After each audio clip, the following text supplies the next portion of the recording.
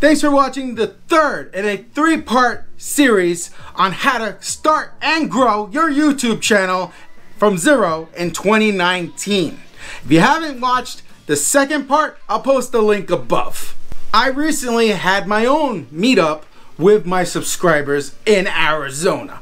I rented out a Ramada at a public park. It was $25 an hour. We had it for 2 hours, so that was 50 bucks out of my pocket. And I had our sponsors come and bring pizza because they offered. I was gonna do something else, but they offered pizza. And I brought, you know, like an ice chest with bottled waters, and it was nice. The way I did the event, and I'll tell you about lessons learned, basically the first half hour was meet and greet. Then for an hour, we did a question and answer session. And then for the last 30 minutes, I wanted to record a live session.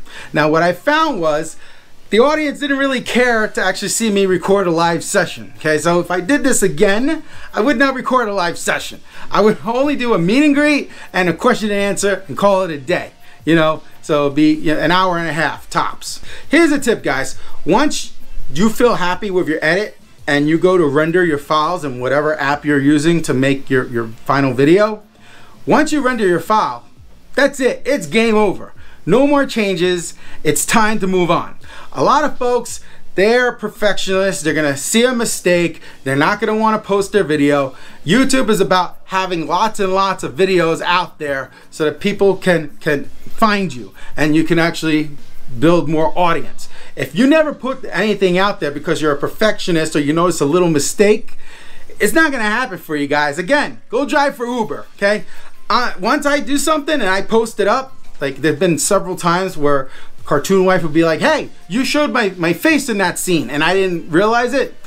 If she gets really upset, post upload to YouTube. YouTube does have the ability for you to put, you know, like a square or whatever over a face. So I will do that. But 99% of the time, I will not do that. I'll just say, so sorry, you know, that's it, it's rendered. I don't got time to be going back and re-editing and all that stuff. Once it's done, it's done. Salespeople always say ABC, always be closing. Well, YouTubers say always be creating. It's all about new stuff. You want to constantly be creating new stuff.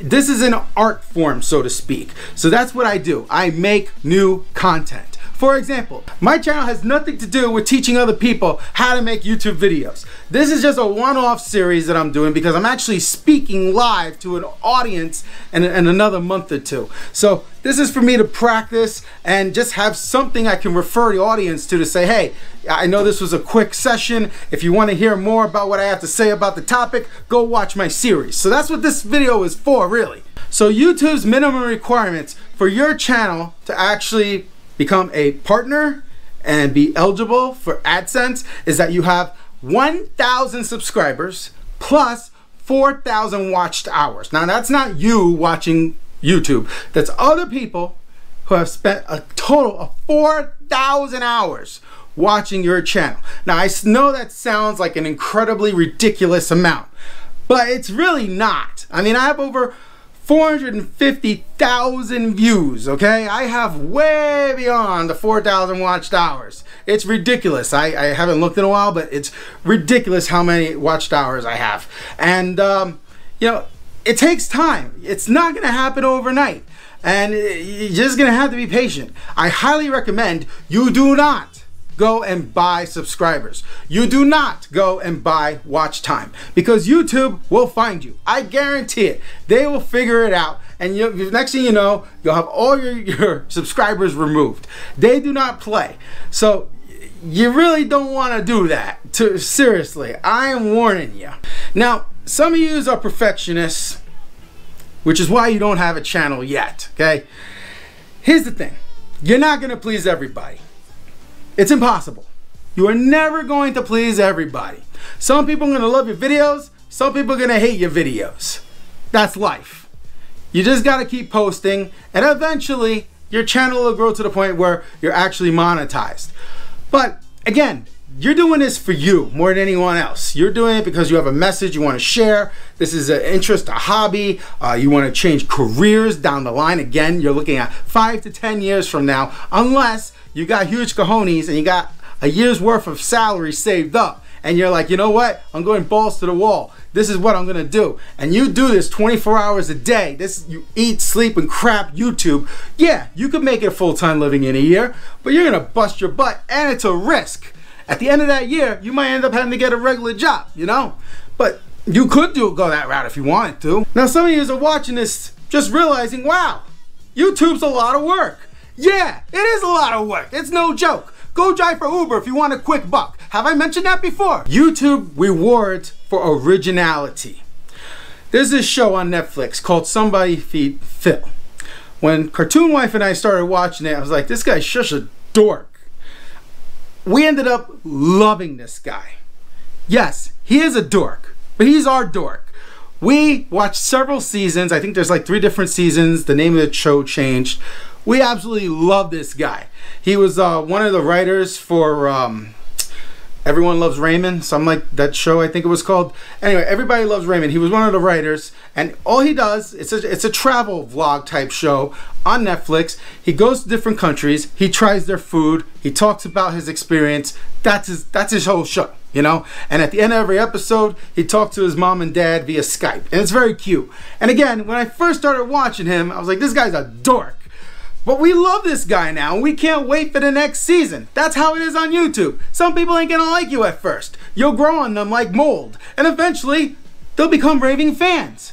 And some people will never like you. So what? Similar, there's a guy on the YouTube called Gary Vaynerchuk. When I first saw that guy, I was like, that's a cocky MF. And I did not like him at first. Most people that see him at first don't like him. But the more you watch him, the more you resonate with him, the more you see he's just like you. He's just a dude who has a lot of money right now because he hustles. That's his word. His word is all about hustle, and hustle in a good way. And he's a millionaire, and he's basically telling his story and his tips to help other people become millionaires.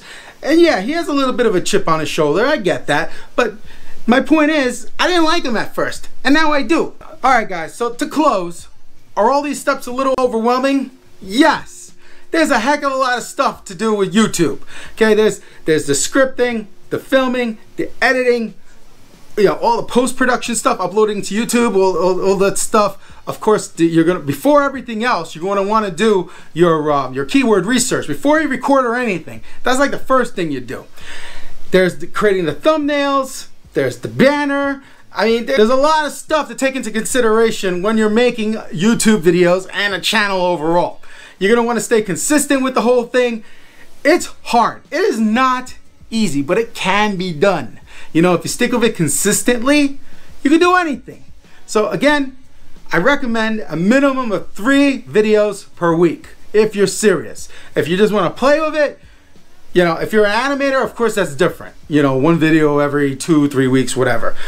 But if you're just doing regular videos like I am, you know, you gotta do 3 a week. That's it. That's the bottom line. And like I recommended in the previous video, you can record in bulk, which helps. I'm not saying get up every single day and record. That's not what I'm saying. You record in bulk, that way you can edit in bulk and just schedule them out. So I hope these tips will help you on your journey to start and grow your YouTube channel from 0 in 2019. So please like, subscribe, and let me know below, what did you like best about this 3-part series? Till next time!